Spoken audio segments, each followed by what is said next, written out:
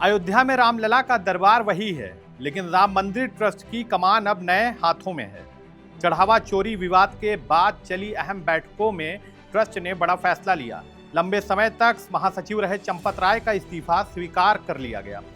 Trustee doctor Anil Mishra ने भी पद छोड़ दिया और अब पूर्व भारतीय वन सेवा अधिकारी कृष्ण मोहन को अंतरिम महासचिव की जिम्मेदारी सौंप दी गई है।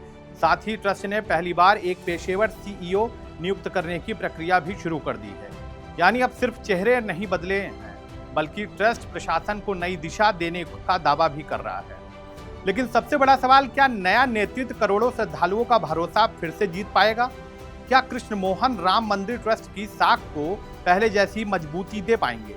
आखिर कौन है कृष्ण मोहन जिन पर संकट की इस घड़ी में ट्रस्ट ने भरोसा जताया है? आइए पूरी कहानी समझते हैं। क्या हुआ ट्रस्ट की बैठकों में? चढ़ावा चोरी विवाद के बाद श्री राम जन्मभूमि तीर्थ क्षेत्र ट्रस्ट की बैठक पर पूरे देश की नजरें थीं।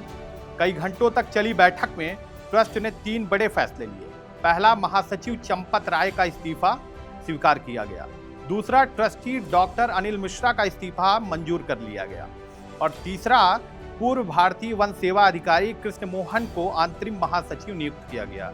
इसके साथ ही ट्रस्ट ने प्रशासनिक ढांचे में बड़ा बदलाव करते हुए पहली बार एक प्रोफेशनल सीईओ नियुक्त करने का भी फैसला किया, ताकि वित्तीय और प्रशासनिक व्यवस्था अधिक पारदर्शी और जवाबदेह बन सके। यानी संदेश साफ था, विवाद के बाद ट्रस्ट केवल नेतृत्व नहीं बदल रहा, बल्कि व्यवस्था में सुधार का संकेत भी दे रहा है। आखिर कौन है कृष्ण मोहन? अब बात उस व्यक्ति की जिनके हाथों में राम मंदिर ट्रस्ट की कमान सौंपी गई है। कृष्ण मोहन मूल रूप से उत्तर प्रदेश के हरदोई जिले के चंदरपुर गांव के रहने वाले हैं। उनकी शुरुआती पढ़ाई उत्तर प्रदेश में हुई। इसके बाद उन्होंने लखनऊ विश्वविद्यालय से भूविज्ञान में एमएससी की पढ़ाई पूरी की। पढ़ाई के बाद कुछ समय तक उन्होंने परमाणु ऊर्जा से जुड़े वैज्ञानिक कार्यों में भी योगदान दिया। इसके बाद उन्होंने संघ लोक सेवा आयोग की परीक्षा उत्तीर्ण की और 1978 बैच के भारतीय वन सेवा IFS अधिकारी बने। उन्हें महाराष्ट्र कैडर मिला, जहां उन्होंने 3 दशकों से अधिक समय तक वन संरक्षण, पर्यावरण प्रबंधन और प्रशासनिक जिम्मेदारियां निभाई। सरकारी सेवा के दौरान उनकी पहचान एक ऐसे अधिकारी की रही जो अनुशासन, पारदर्शिता और संस्थान सुधारों पर विशेष जोर देते थे। RSS और संगठन से जुड़ाव।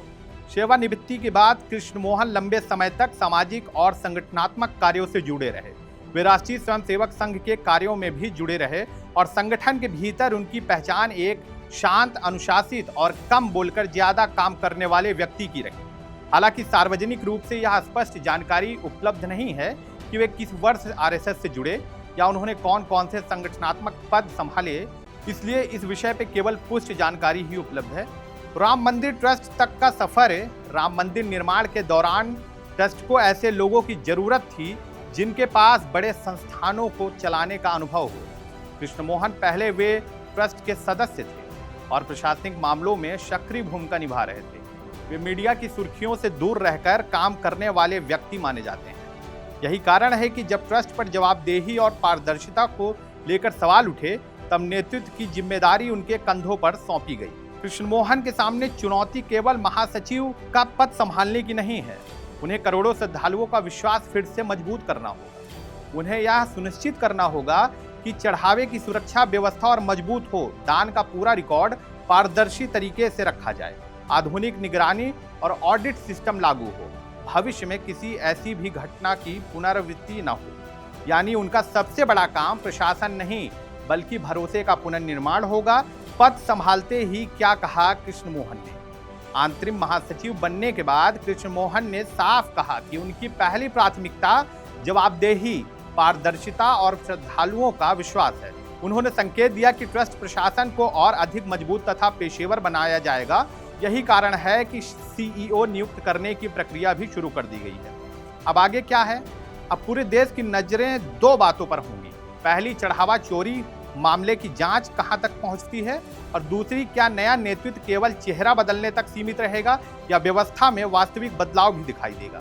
यदि ट्रस्ट अपने सुधारों को जमीन पर उतारने में सफल होता है, तो यह केवल राम मंदिर ट्रस्ट ही नहीं, बल्कि देश के अन्य बड़े धार्मिक संस्थानों के लिए भी एक नया प्रशासनिक मॉडल बन सकता है। क्या केवल इस्तीफा देना जवाबदेही तय कर देता है? क्या सीईओ मॉडल ट्रस्ट प्रशासन को और मजबूत करेगा? क्या मंदिरों के दान प्रबंधन के लिए राष्ट्रीय स्तर पर एक समान व्यवस्था होनी चाहिए? क्या कृष्ण मोहन श्रद्धालुओं का भरोसा दोबारा जीत पाएंगे? क्या यह बदलाव केवल पदों का है या पूरी व्यवस्था का समापन? राम मंदिर केवल एक भव्य मंदिर नहीं, यह करोड़ों लोगों की आस्था, विश्वास और भावनाओं का केंद्र है।